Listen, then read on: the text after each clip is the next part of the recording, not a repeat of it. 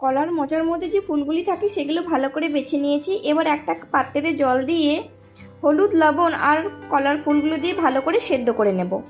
খুব ভালো করে সেদ্ধ হয়ে গেছে। এবার এটা জল ছেঁকে নিয়ে আমরা একটা মিক্সিং জারের মধ্যে নিয়ে নেব।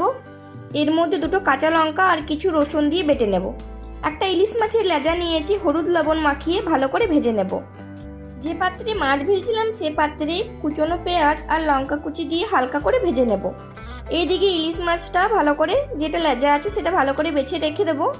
এবার কলা ফুল বাটাটা আমি এটার মধ্যে দিয়ে ভালো করে মিক্স করে নেব। এবার এর মধ্যে পরিমাণ মতো লবণ আর পরিমাণ মতো হলুদ দিয়ে দিয়েছি। জলটা শুকনো শুকনো করে নেব। শুকনো শুকনো কিছুটা হয়ে এলে এর মধ্যে বেছে রাখা মাছটা দিয়ে দেব।